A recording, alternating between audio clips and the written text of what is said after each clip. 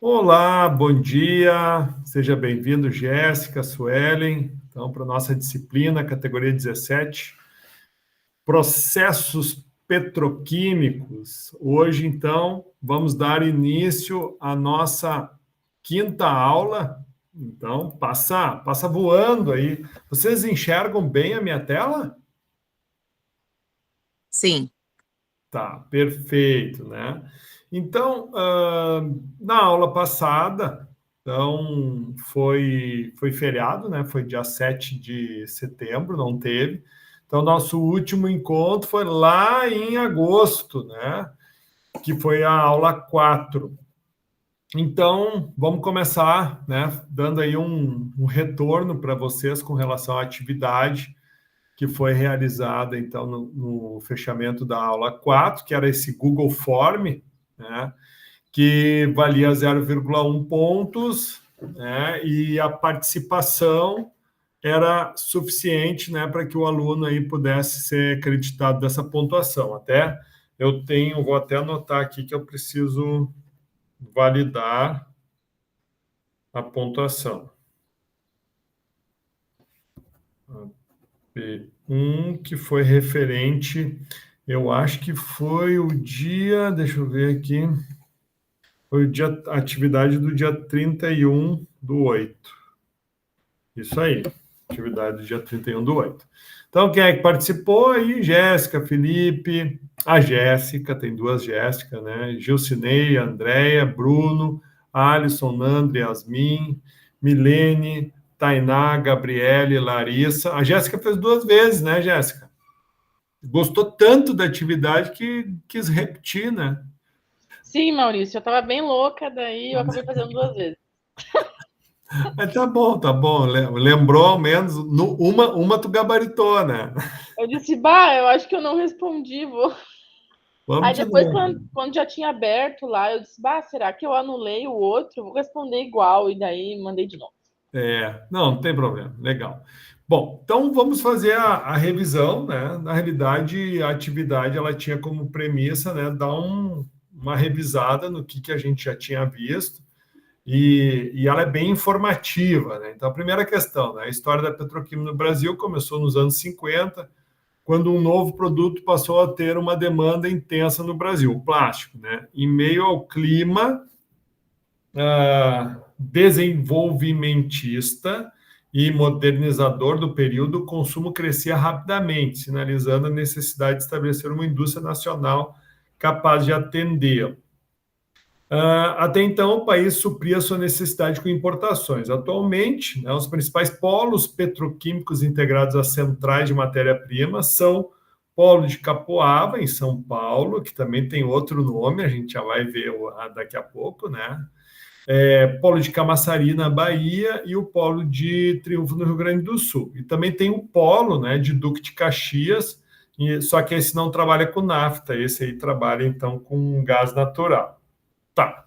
Então, era para identificar alternativa que não apresentava um produto obtido pela indústria de primeira geração, né? Então, na primeira geração, a gente não obtém o polímero, né? Somente os monômeros, né? E alguns, digamos assim, alguns insumos, né? Que são também petroquímicos, como GLP, gasolina, que são obtidos, né? Do processo de destilação e separação, porque a destilação nada mais é um processo de purificação, né?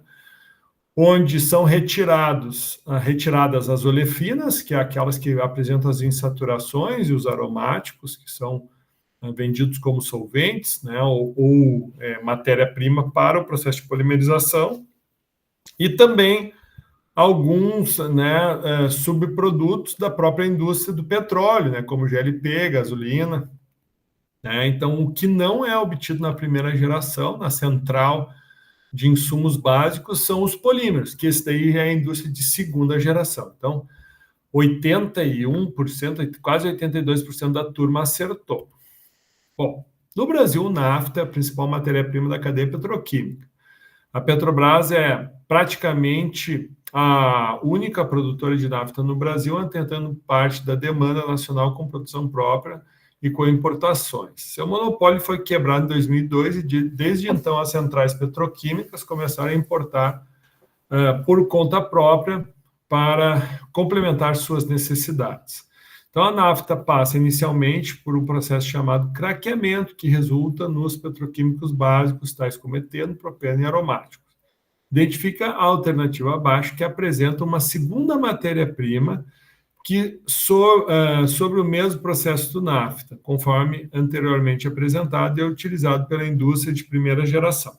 Então, o que acontece? Nós podemos obter, né, como a gente, né, já antecipou essa resposta na questão anterior, nós podemos obter, né, os insumos básicos para a indústria petroquímica a partir do nafta ou a partir do gás natural. Então, aqui, 76% da turma, então, acertou a resposta. Os produtores de primeira geração no Brasil, denominados craqueadores, então vamos lembrar o que é o processo de craqueamento.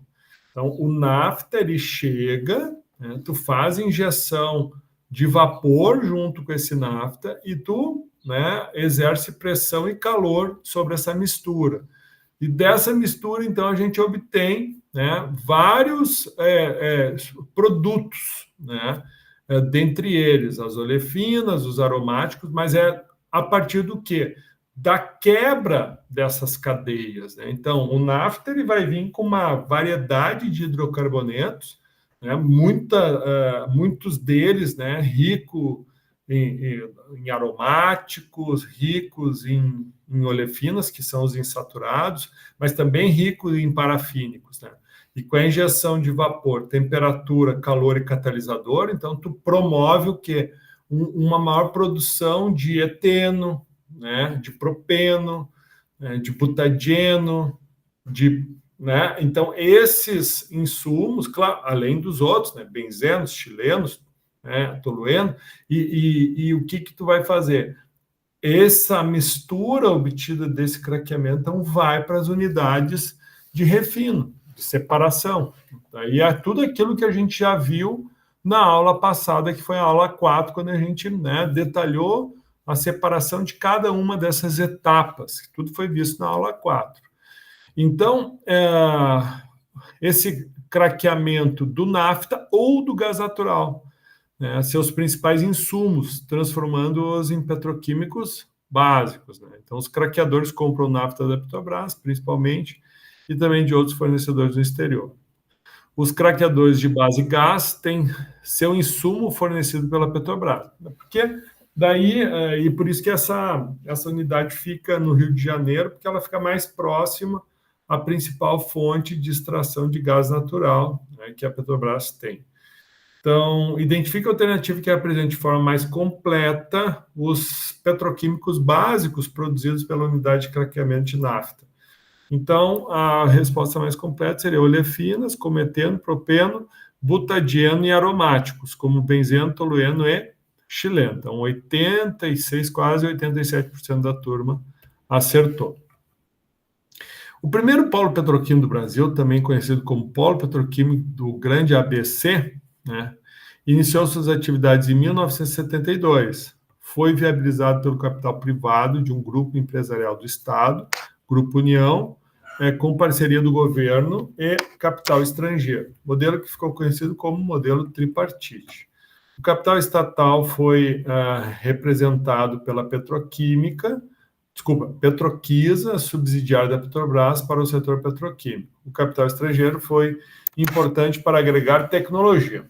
Hoje é composto por indústrias que produzem petroquímicos para a fabricação de resinas, termoplásticos, borrachas, tintas, entre outros. Então, o polo petroquímico ao qual o texto se refere é o de Capuava ou Mauá, né? Então, a gente já tinha visto lá, né, o polo de Capuava, Mauá, porque fica bem na divisa entre os dois municípios, né? E também fica na região do ABC ali, né? Que pega Santo André, São Caetano, São Bernardo do Campo, que fica na região metropolitana ali de São Paulo.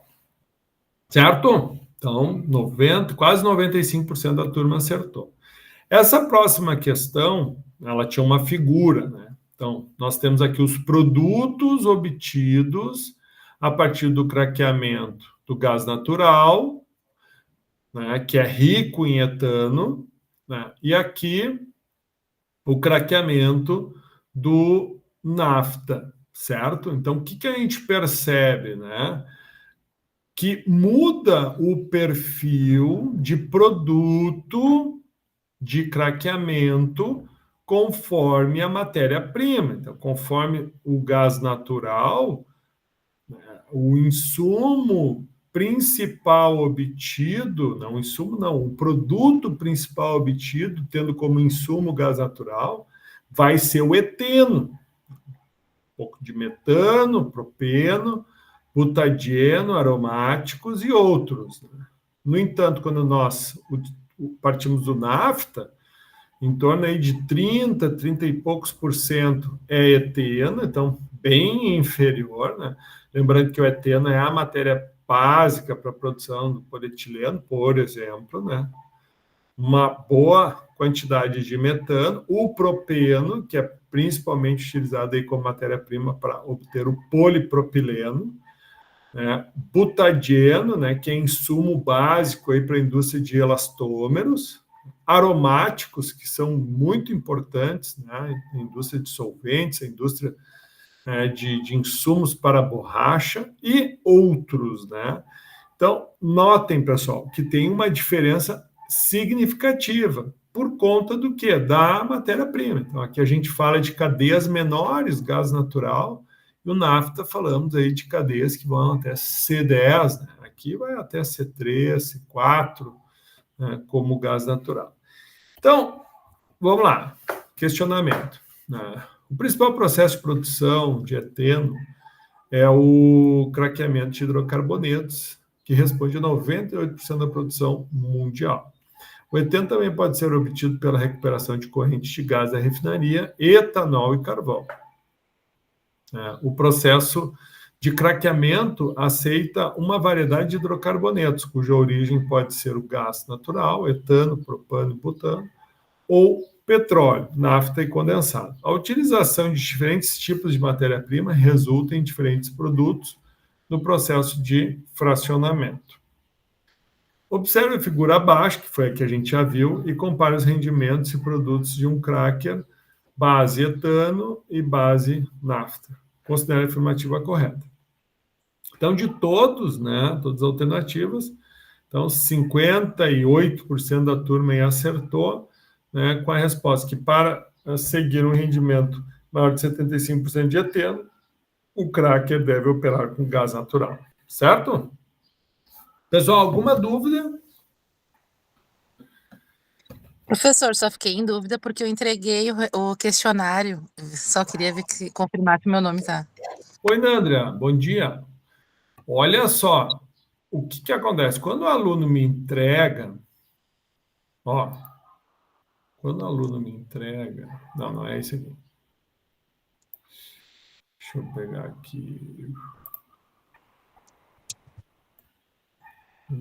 Deixa eu. Peraí, que eu vou ter que ir lá pegar aqui.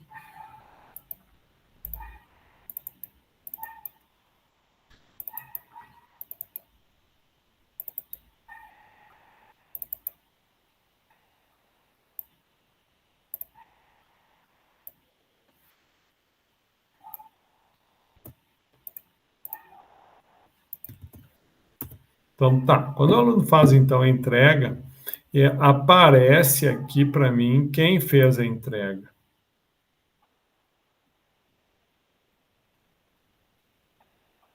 Olha só.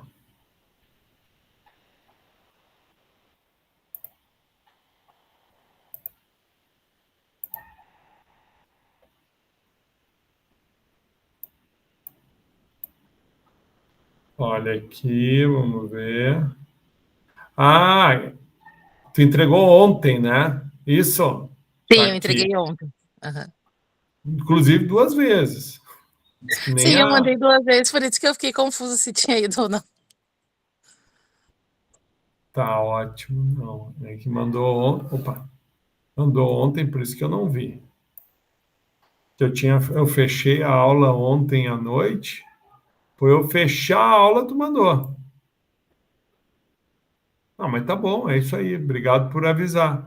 Se tu não viesse à aula hoje, já ia passar batido aqui a tua entrega.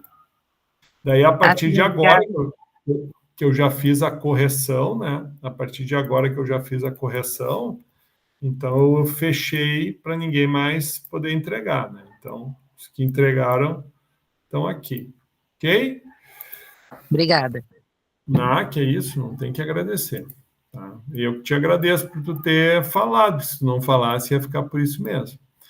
Tá? Daí depois, o que, que eu vou ter que fazer? Ó? Depois, só para vocês entenderem, depois eu vou entrar aqui no TDE da aula 3 aqui, daí, por exemplo, né, vou entrar aqui no Speed e quem fez a entrega vai ganhar 0,1 ponto, né? Daí, quem não entregou, não fez a atividade, daí não tem o que fazer. Ok? Certinho, então. Correção realizada. Bom, outra atividade que eu dei, que daí, né, o pessoal que se ligou, muito das respostas, né, do questionário saíram desse artigo, né, que era uma avaliação preliminar do uso de coluna desmetanizadora complementar para o aumento da capacidade da planta petroquímica. Então, o presente trabalho contempla a avaliação preliminar de uma coluna desmetanizadora com o objetivo de aumentar a capacidade de produção de eteno em uma planta petroquímica.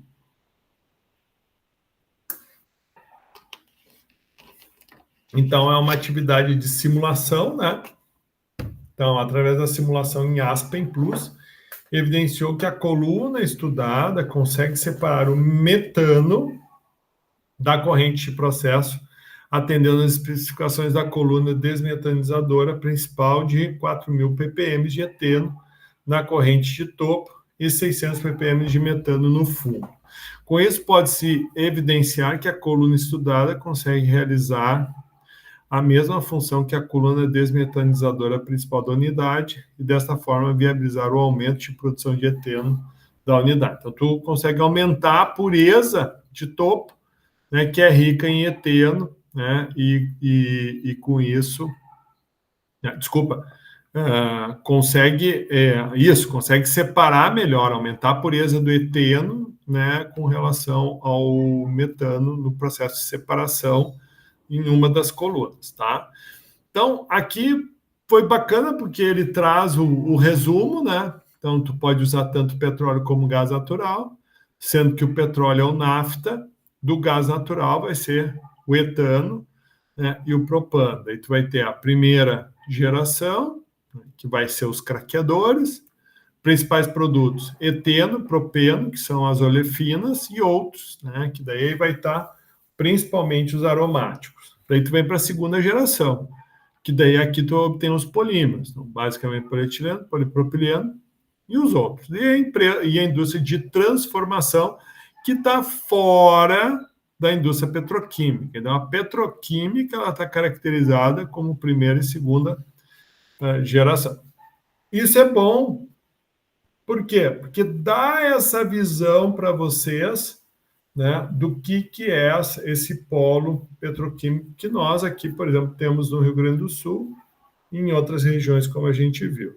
Daqui mostra um pouquinho como é que é o caminho, né? Então, os pontos de extração, né, ou as refinarias, né? Então, parte vem de fornecedores internacionais, parte vem das refinarias do Brasil. Então, esse NAFTA, esse NAFTA, então, sofre o processo, né, de craqueamento, onde se obtém as olefinas e os aromáticos. Das olefinas temos eteno, propeno, buteno e outros, principalmente esses três, e os aromáticos para chileno, hortileno, benzeno, tolueno e outros. E daqui vão, então, para os clientes. E aqui a gente tem, né, basicamente, a gente já falou sobre isso, mas aqui fala sobre os polos, né, petroquímicos, Fala também do plástico verde, né? Notem, pessoal, o plástico verde, ele é um plástico obtido a partir do etanol. Então, assim, o plástico verde ele não tem nada a ver com biodegradabilidade, tem a ver com a origem, com a fonte de onde ele tira, né? Então, na realidade, tu obtém o plástico verde de uma fonte renovável.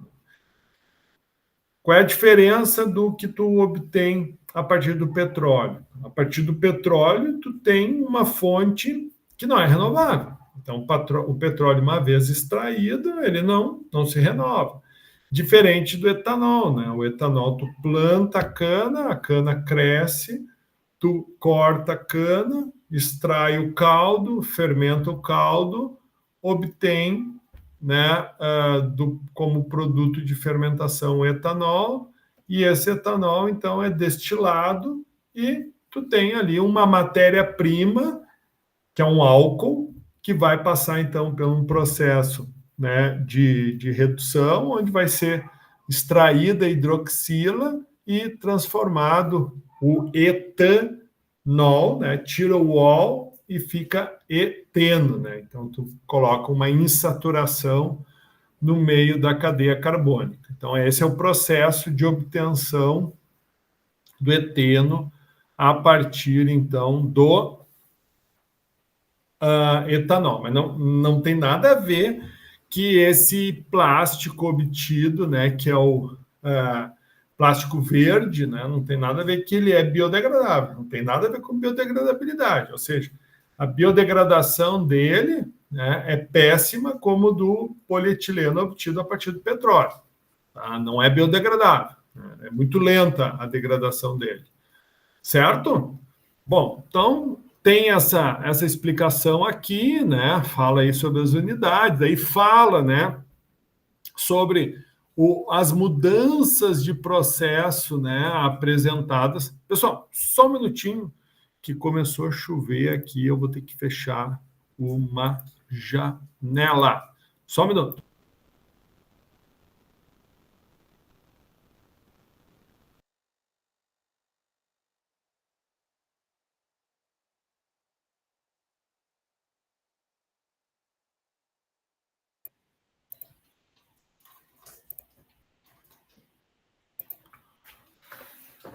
Ok, pessoal, agora sim. E daí, aqui fala, né, dessas propriedades aí, quais parâmetros foram modificados, né, e de que maneira isso fez com que aumentasse, então, esse rendimento do produto de topo e do produto de fundo, né? E, então, assim, basicamente, o que ele explica está aqui. Então, nós temos uma coluna, daí tem os códigos que ele usa, né? D01, que é a desmetanizadora, coluna de desmetanização, né? Uma coluna de destilação. Nós temos o B01, que é a bomba, que ele aumentou, então, o refluxo. Para quê? Para que tu tenha um aumento da pureza de produto de topo, né? E automaticamente, né, tu consiga ter uma relação de balanço de massa proporcional com o produto de fundo. Tá? Então, fica a dica aí, quem não leu, né, tem a oportunidade de ler ainda, né? Lembrando que boa parte dos questionamentos a respeito desse artigo já foram, então, respondidos nesse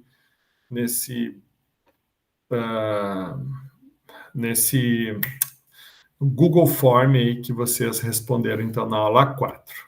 Ok? Bom, aula 5 aqui. Ok, só fazendo aí essa correçãozinha aqui. Aula 5, ok. Então, voltando lá. Aqui, aula 5.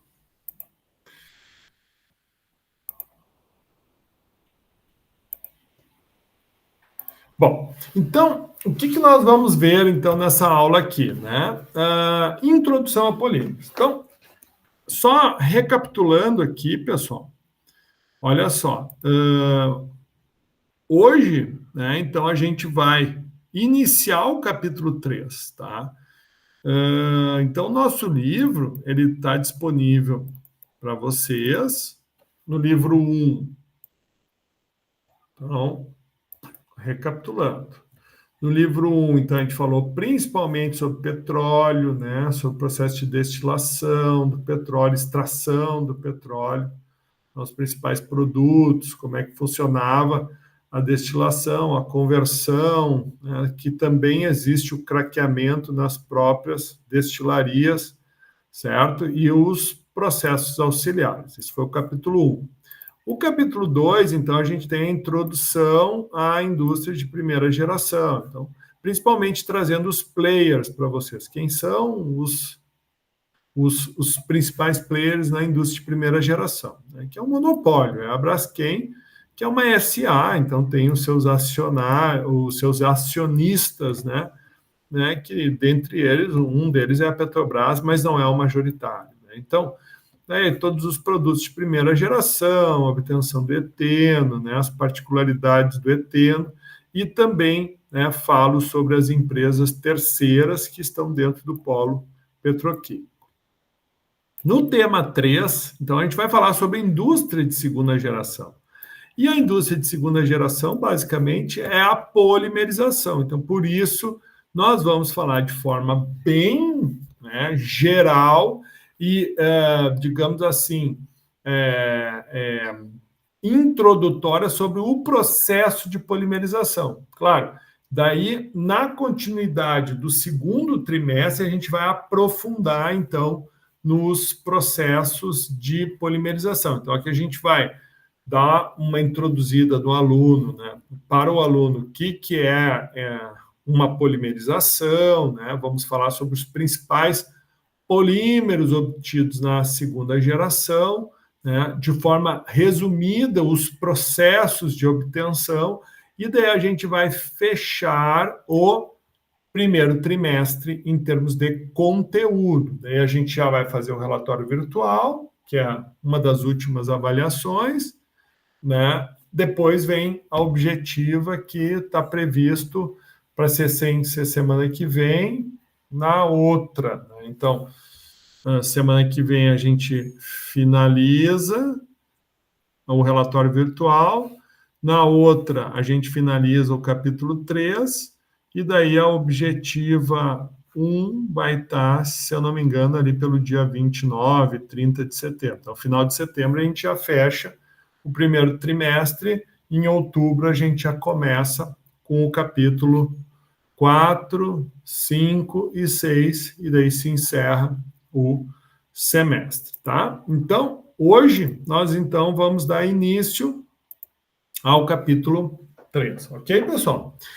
Então, o que é, né, um polímero? Então, são moléculas com grandes dimensões, são moléculas, né, grandes, né, que contêm um número de átomos encadeados, né, sendo que, como estamos falando da base orgânica, então esse encadeamento ele é dado principalmente por ligações entre carbonos. Então, essa cadeia molecular, essa molécula gigante, ela é uma molécula que vai ter o carbono, então, como principal, né, elo de ligação atômico, certo? E essas macromoléculas, né, elas vão apresentar propriedades distintas, né? E isso faz com que essas propriedades adquiridas a partir dessas grandes moléculas, né, fossem, né, utilizadas para determinados fins. Né? Então, essas características, né, que a gente vê, principalmente aí nos plásticos, nos elastômeros, que hoje invadem nossa vida. Então, aqui no computador, desde o mouse, o meu óculos, a lente do meu óculos, né, celulares, os automóveis, né, tirando as partes metálicas, mas a gente tem uma riqueza enorme hoje, né, de aplicações da base polimérica da indústria petroquímica, né?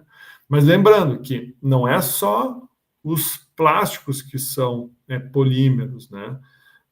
nós também temos, a celulose é um tipo de polímero, né, natural também, mas o nosso foco aqui é petroquímico, então a gente vai estar totalmente voltado a os polímeros obtidos a partir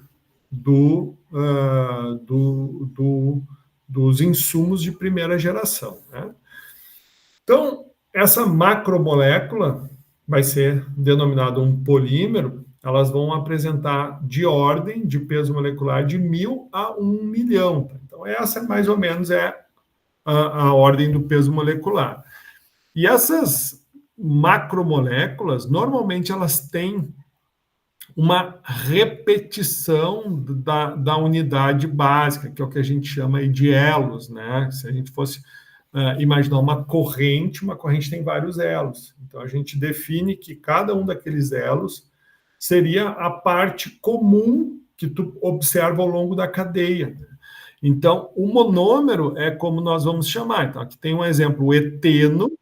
Então, o encadeamento de moléculas de eteno, ou seja, que a menor parte da macromolécula vai ser o monômero. Então, esse monômero, a molécula de eteno, vai ser chamado de mero, né? Que é uma parte da cadeia constituinte do polímero.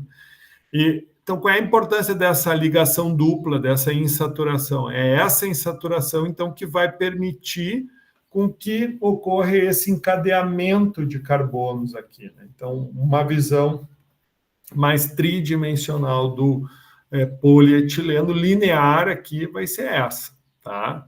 Então, esse monômero aqui, né, ele também pode ser representado na forma de uma macromolécula, ou seja, um polímero, representando ele entre conchetes e definindo o grau de polimerização com a letra N, né? Então, por exemplo, eu quero saber qual o grau de polimerização, ou seja, o número N para um polietileno com peso molecular de 499.496. Daí, como é que a gente faz isso aí?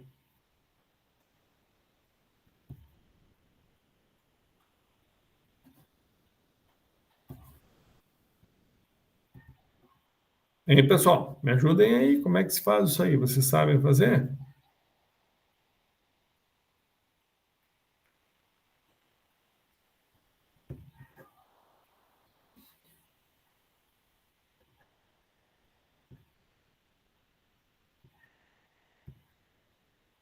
Ninguém sabe fazer, ninguém responde.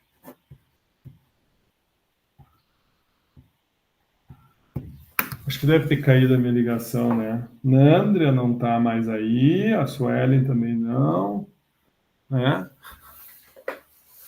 Bom, vamos lá então. Então, o que a gente precisa fazer? Bom, primeira coisa, a gente precisa saber qual é o peso molecular básico do meu monômero, né? Então, é química isso, né? Ou seja, qual é o peso atômico do carbono? 12. Qual é o peso atômico do hidrogênio? 1. Então, eu tenho 12 mais 12, 24, mais 4, 28. Então, eu tenho que 12, 24, 25, 26, 27, 28. Então, eu tenho como peso molecular do monômero 28. Então, se o peso molecular do meu monômero é esse e a base, né, a menor parte do meu polímero é essa, é só dividir esse peso molecular, né, pelo peso do meu monômero. Eu vou ter, então, o grau de polimerização. O que é o grau de polimerização? É o número de moléculas de monômero que vão estar ligadas nesse elo. Tá? Então, é mais ou menos isso que está apresentado aqui. Então, o grau de polimerização aqui vai ser 17.857, ou seja, eu tenho um total de 17.857 monômeros, né, ligados aí em cadeia. Bom, nós vamos ter diferentes tipos de polímeros, né?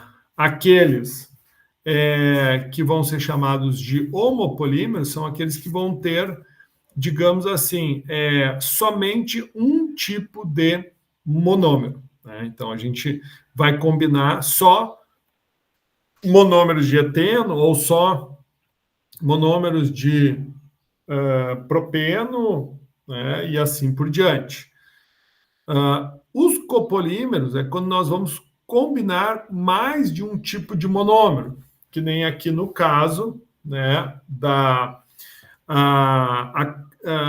do polímero de acrilonitrila, butadieno. Então, ó, acrilonitrila, então é o grupo CN, C2, dupla C2, o grupo D, butadieno, então vai ser CH dupla, CH simples, CH dupla, CH, e estireno, né, que vai ser CH2, CH2 e o benzeno ligado. Então, tu vai ter o estireno, né, o butadieno e a acrilonitrila como base para formar um polímero de, basicamente chamado de um polímero de acrilonitrila, butadieno e estireno. Ou seja, o copolímero caracteriza-se pela união de... Claro que isso daqui vai ser, então, o monômero constituído por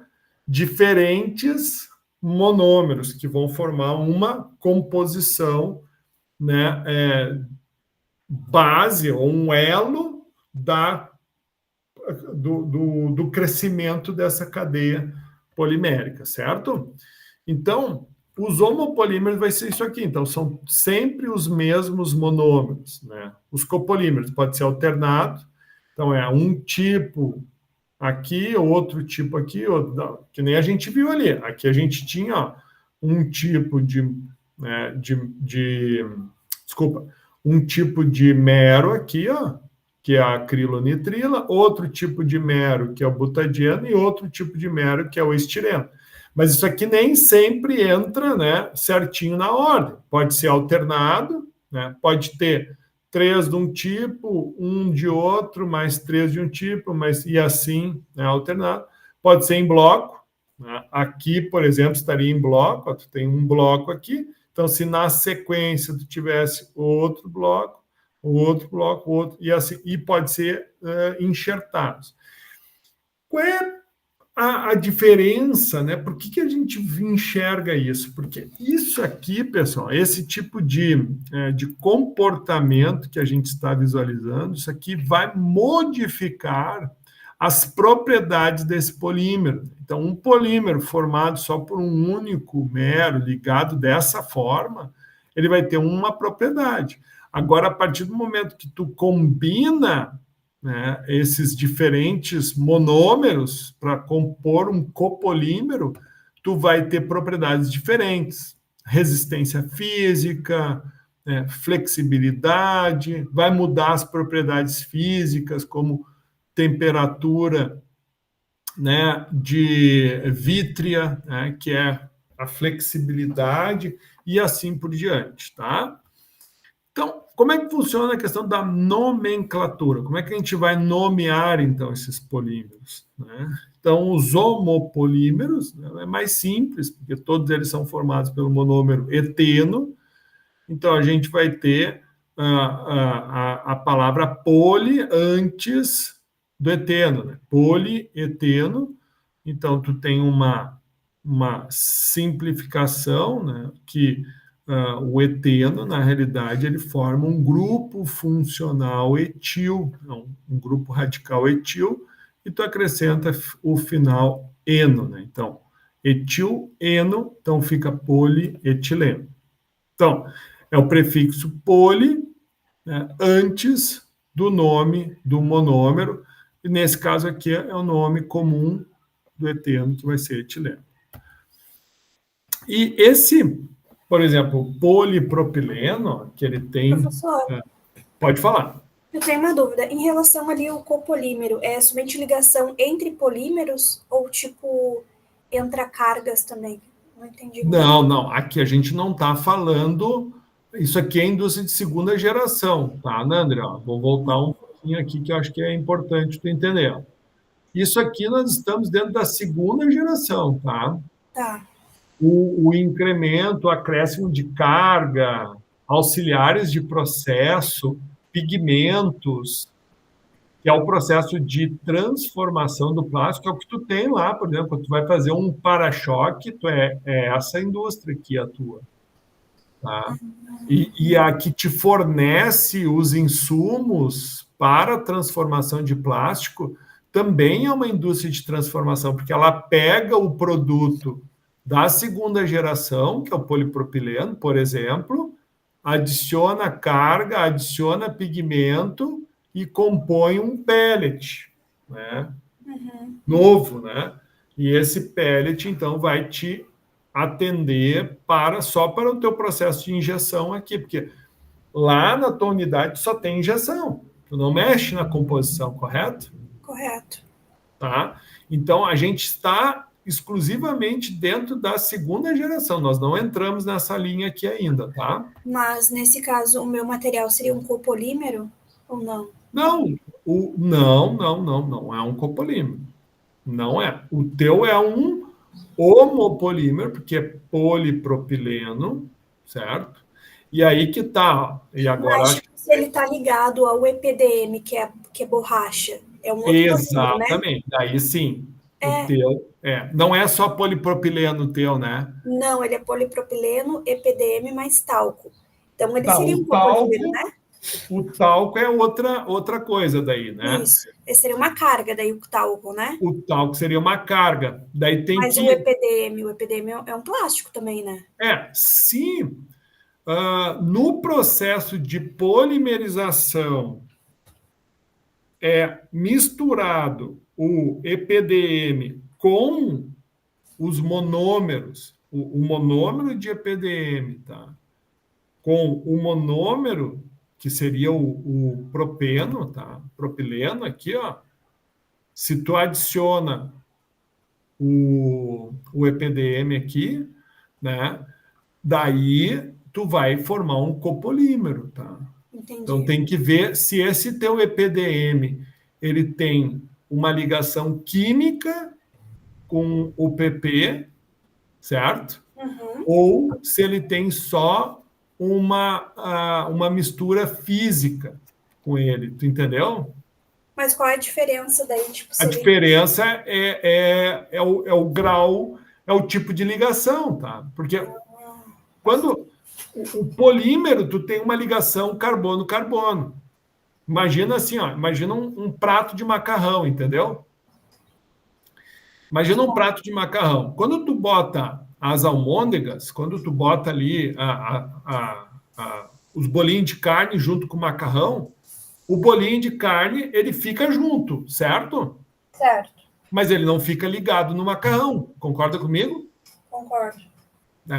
Então, é mais ou menos isso. Tá? Então, tem que ver o quê? Se no processo de obtenção, né, da matéria-prima que atende a tua indústria, o macarrão é rompido e ligado à almôndega, e do outro lado da almôndega é ligado um novo macarrão, para quê? Para que isso fique na cadeia polimérica. Ou se simplesmente o EPDM ele entra como um aditivo, tu entendeu? Entendi. Né? Porque aqui, por exemplo, ó, quando a gente fala de um copolímero, que pode ser, eu não sei, tá? Eu não sei. Daí isso a gente precisaria, daí eu vou até só abrir um parênteses aqui, ó. Então, ó, vamos pegar aqui.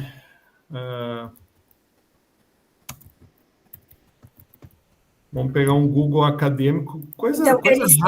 o meu EPDM seria Isso, ó, polímero, mas matéria com essas propriedades, prima. conforme as ligações químicas, isso?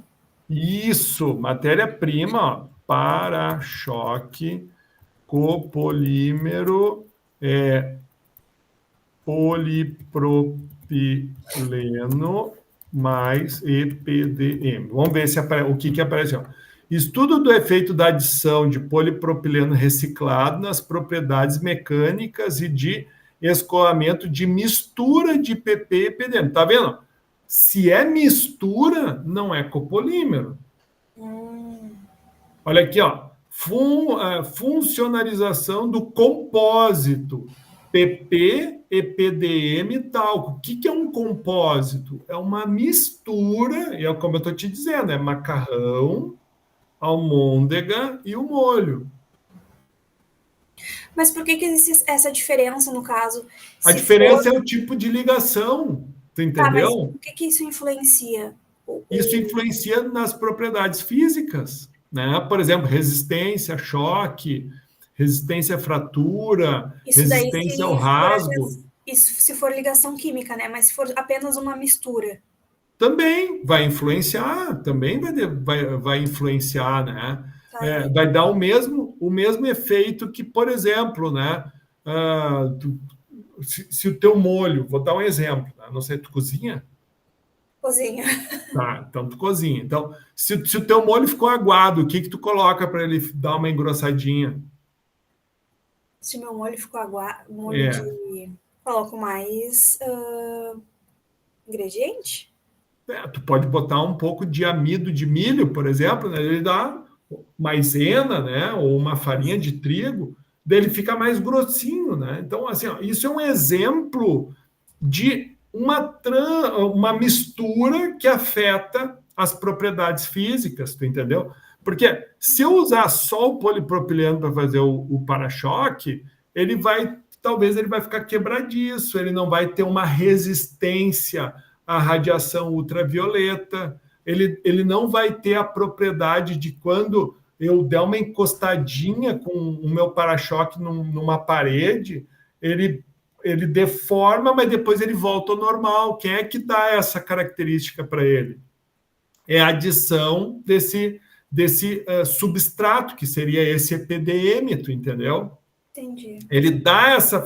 Então, tu amassa, o para-choque, ele encolhe e volta ao local. Quem é que dá essa, digamos, essa memória para ele? O que é a memória? É o fato de tu amassou e depois ele volta ao estado, ao formato original, que é que nem uma borracha, né? Uma borracha, quando eu estico ela volta ao estado normal. Por que ela volta ao estado normal? Porque ela tem memória. Né? Então, são termos utilizados no estudo de polímeros, entendeu? Entendi. Mas, assim, foca nisso aqui, ó. Isso aqui eu vou mandar para ti, ó. Isso aqui que tu tem que... André, ó. Isso que eu te mandei é o teu foco. Então, tu tem que enxergar com o teu fornecedor se, de fato, tu tem um copolímero ou tu tem um compósito. Eu acho que tu tem um compósito, tá? E qual é a diferença? É o tipo de ligação. Eu perguntei para ele disse que era um copolímero. Pois é, daí tem que checar bem, porque o copolímero, tu tem ligação carbono-carbono, entendeu? Vai ser o carbono do PP ligado ao carbono do EPDM, que é outra molécula. Eu não sabia que tinha diferença entre copolímero e compósito. Achava que... Tem. Tá? Então, o meu talco seria o meu compósito, né?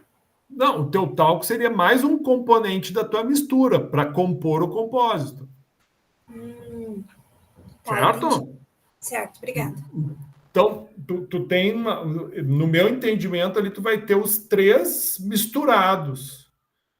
Os três misturados, mas tu não tem uma mistura que envolve uma reação química. Tu tem uma mistura que promove só uma união física, certo? Claro, tu vai ter forças entre moléculas, né? Mas não uma força de ligação carbono-carbono, mas forças intermoleculares. Né? Então, é mais ou menos o que a gente tem aqui. Ó. Então, assim, no processo de polimerização, por exemplo, do polipropileno, tu pode... Que o polipropileno ele vai ter essa estrutura aqui, tá? Ó, CH2, CH, CH2, então tu vê, ele fica com uma, digamos assim, ó, uma molécula de metil aqui, ó, pendurada na estrutura do polímero, tá? Então, conforme essa estrutura ela vai se unindo, tu pode ter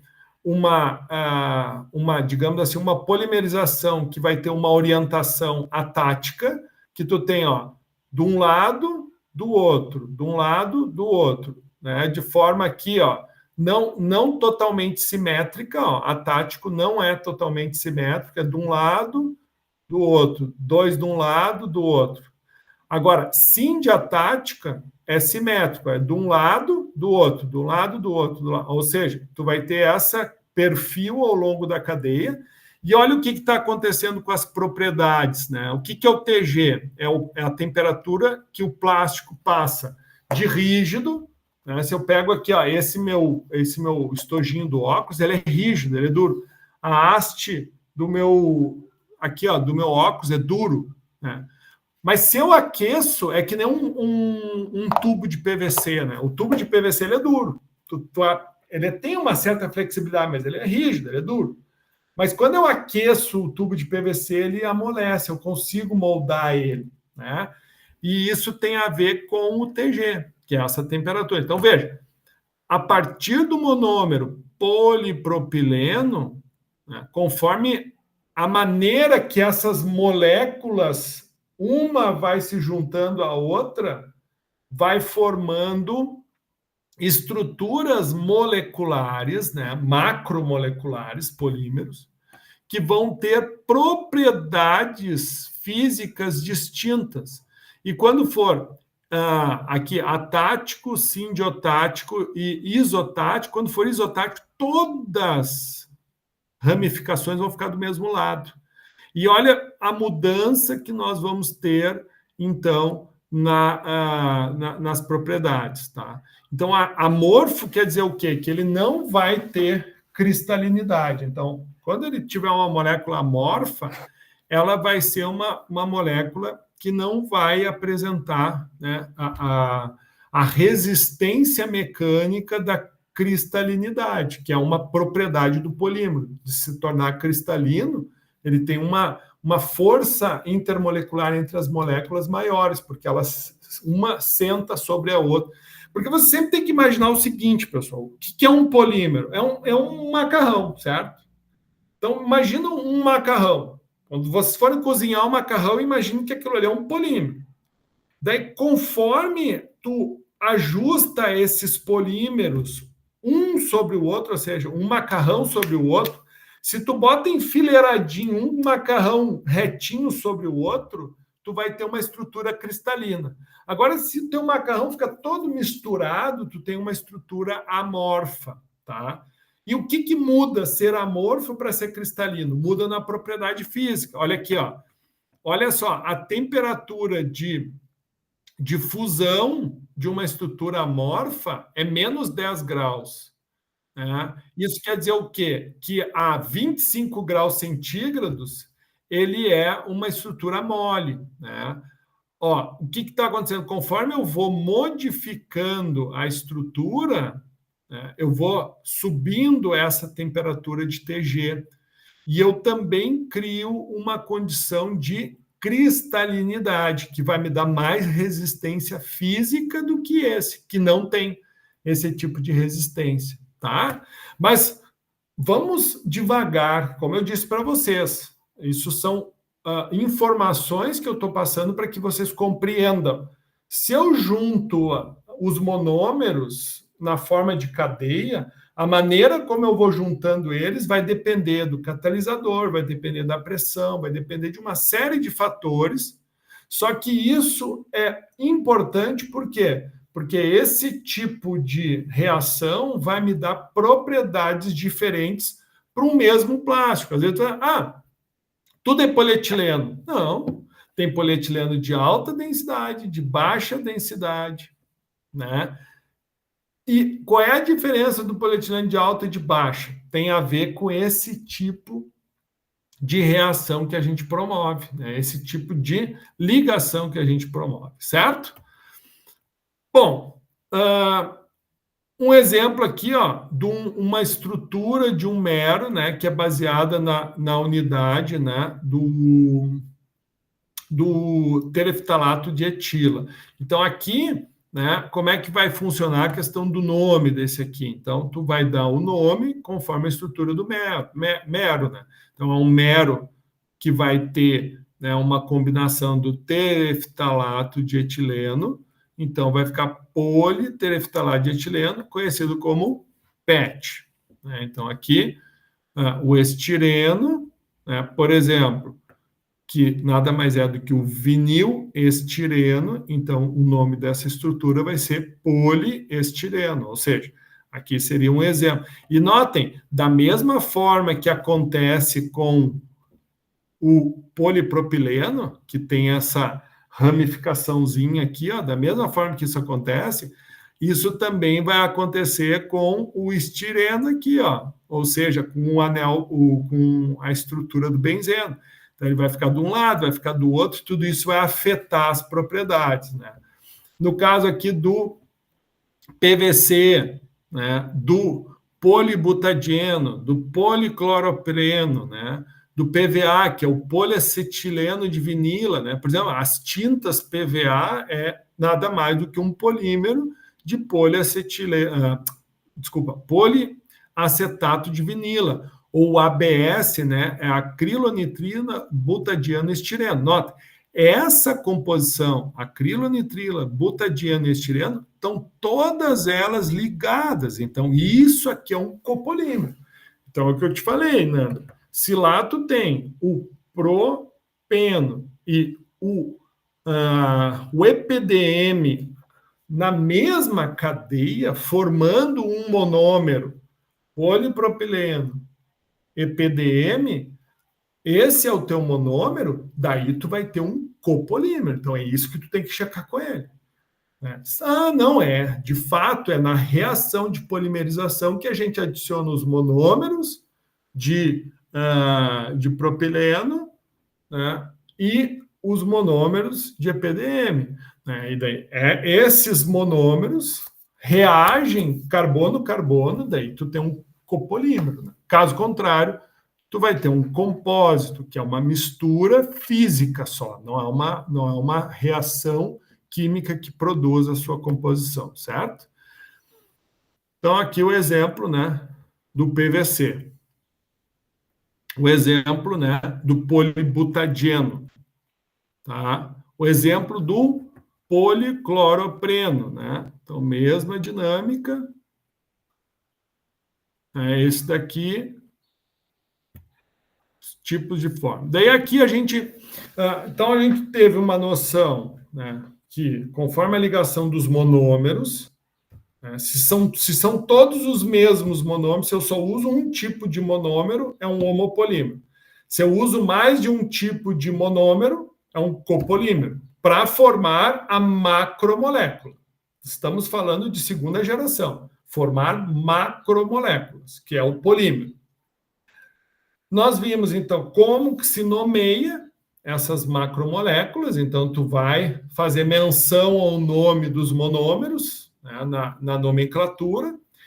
E o que isso vai nos resultar? Né? Então, a forma como o polímero é formado pela sua reação química entre monômeros, que é a reação de polimerização, nós vamos ter diferentes comportamentos mecânicos. Tá? Então, nós temos 3 grandes grupos de polímeros, né, que vão ser as borrachas, as fibras e os plásticos.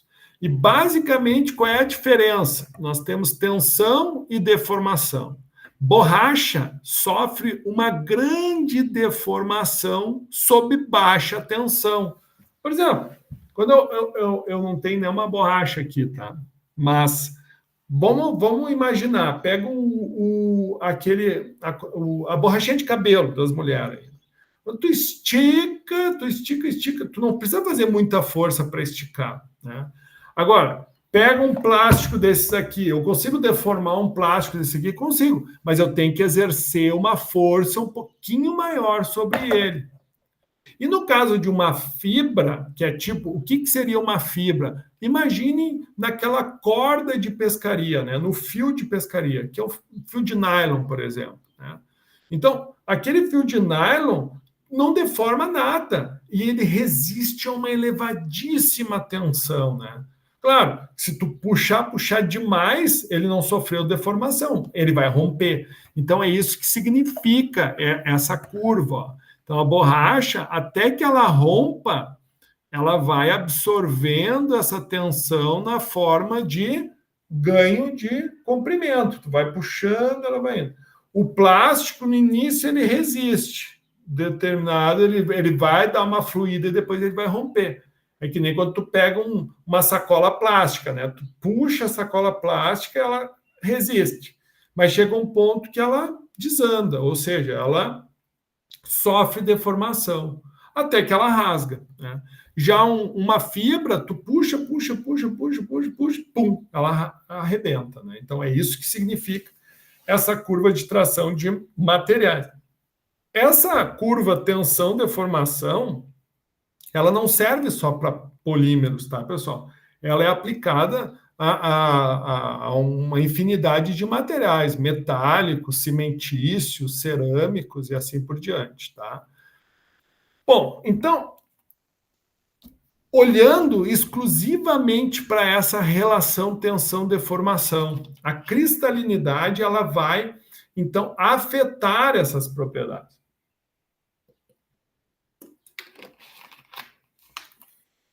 A cristalinidade é dada pela resistência à passagem da luz, certo? Já quando a gente tiver algo amorfo, a gente vai ter transparência, né? Então, quando a gente vê um filme de plástico transparente, significa que ele tem um grande percentual amorfo, ou 100% amorfo. Por quê? Porque as moléculas unidas permitem com que a luz passe, né, sem que haja a retenção da cristalinidade. Por quê? Porque as moléculas, elas não ficam uma alinhadinha com a outra. Né? E essa estrutura do polímero, né, a forma como os polímeros, uma vez formados, a forma com que os macarrões se alinham um com o outro é que vai dar essa característica de 100% amorfo ou com um relativo percentual de cristalinidade, certo? Então, como é que a gente avalia isso? Imagine o seguinte, ó, eu tenho um material, um polímero, tá? Esse polímero está na forma líquida, certo? Como é que eu faço para o polímero ficar líquido? Eu aqueço ele, né? Por exemplo, Nandria, lá na tua indústria, os pellets são duros. Quando tu aquece ele, ele amolece, né? Ou seja, ele se torna um fluido, se torna, entre aspas, um líquido. Viscoso, mas um líquido. Então, esse líquido a gente está chamando de um quente fundido. O que eu quero? Eu quero levar esse quente fundido, que é um ensaio que a gente faz, para que ele mude, né? Para que a gente observe de que maneira ocorre o resfriamento desse material. Então, a gente vai perceber que ele vai, dependendo do tipo de polímero, ele vai passar por algumas transições, tá? E essas transições absorvem calor, certo? Né? E isso é o que a gente vai avaliar. Então, assim, quando a gente, né, executa esse processo, né, a gente percebe o seguinte, que a primeira transição que ocorre, né, vai ser chamado, né, uma transição de segunda ordem, que é a transição vítrea. Né? O que é essa transição vítrea? É como quando a parte amorfa da tua molécula, do teu polímero, daquele teu macarrão todo misturado, ele amolece. Né? Então, essa vai ser a primeira temperatura de transição. Né? E essa transição, a gente chama ela de segunda ordem, que é quando a parte amorfa ganha flexibilidade, fica fluida, né? Então, essa nós vamos chamar de transição vítrea, ou seja, tu sai de um estado duro para um estado mole. Essa transição vítrea é o que faz, por exemplo, ó, esse aqui, ó, tem essa flexibilidade aqui, ó, certo? Essa flexibilidade significa o seguinte, que eu estou acima da temperatura vítrea. Tu tem flexibilidade. Então, quando essa parte aqui ela fica amolecida, é a transição vítrea, tá? E a segunda transição vai ser quando a gente atinge a região cristalina, que são as regiões organizadas. Lembrando, só vai haver, então, a transição, né? A segunda transição, ou seja, a temperatura de fusão, né, total, né? Essa segunda só vai existir para aqueles polímeros que forem cristalinos ou semicristalinos. Então, essa transição de primeira ordem, a gente vai chamar então de fusão cristalina, que seria o equivalente à temperatura de fusão dos cristalitos, que é essa região cristalina.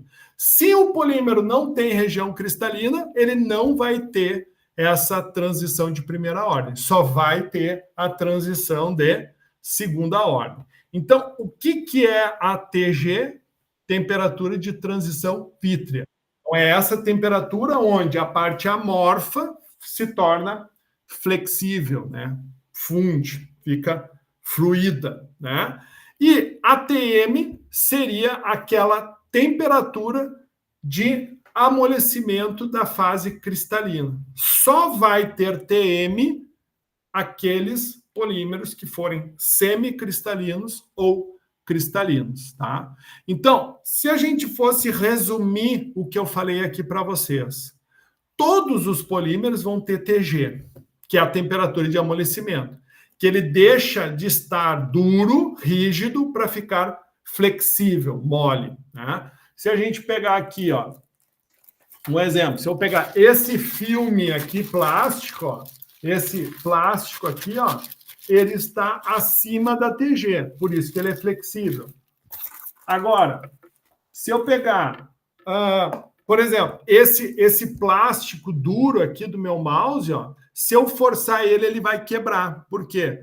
Porque eu estou, provavelmente, abaixo, né, da sua TG. Por quê? Porque ele está duro, ele é rígido, né?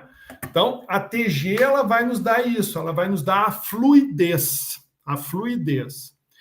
E quando eu tiver TM, é porque o meu polímero ele tem uma cristalinidade. Agora, se meu polímero não tem cristalinidade, ele não terá TM, certo? Então, essa avaliação é um estudo que é feito para polímeros, principalmente para te compreender a processabilidade dele. Então, quando tu vai fazer a extrusão dele, quando tu vai fazer a injeção dele, tu não pode trabalhar abaixo da TG, né? E se ele tiver cristalinidade, tu precisa trabalhar acima da TM, né? Então, o que ocorre? Essa temperatura de TG, por exemplo, faz com que ele tenha, então, fluidez.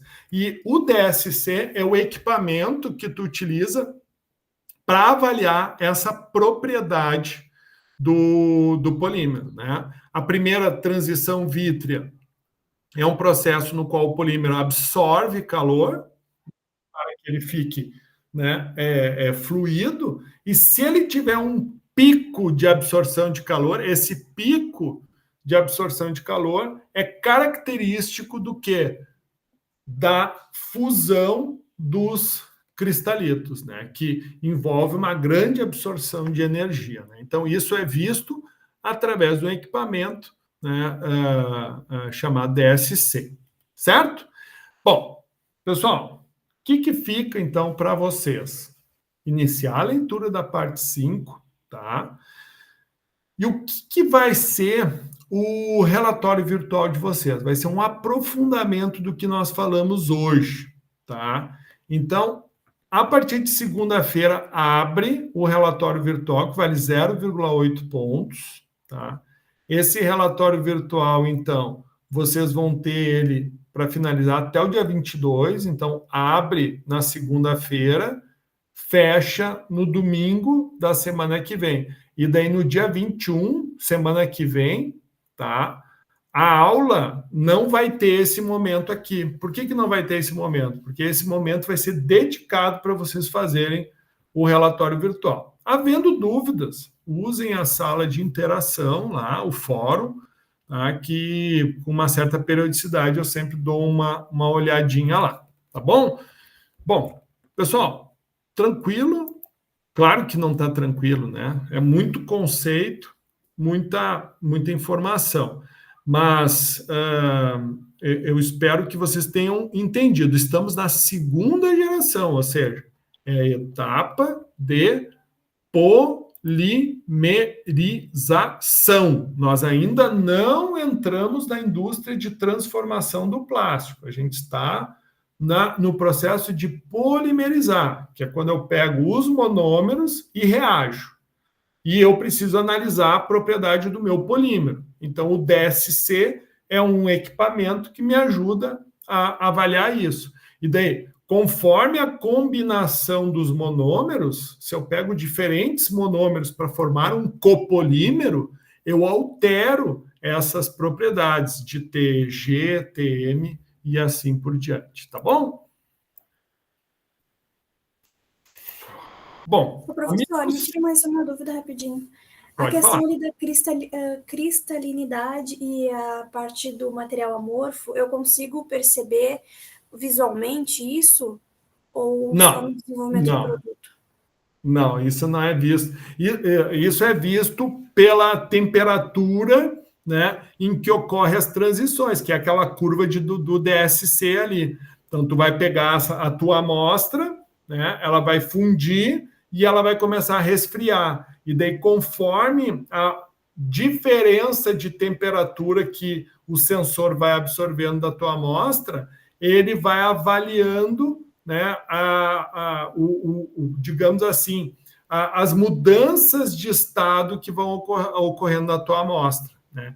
E daí essas mudanças de estado, dentre elas vai estar o TG, que é a temperatura de transição vítrea, e o TM para aquelas estruturas que forem cristalinas, né? Se tu tiver um polímero amorfo, 100% amorfo, tu não vai ter TM, tu só vai ter ATG. E isso daí só no equipamento que eu consigo avaliar, então? Só no equipamento tu consegue visualizar. Ah, entendi. Tá, obrigada. Tá bom? Tchau, pessoal. Valeu. Assim que possível, eu disponibilizo aí a gravação para vocês. Tá bem, bom, tchau.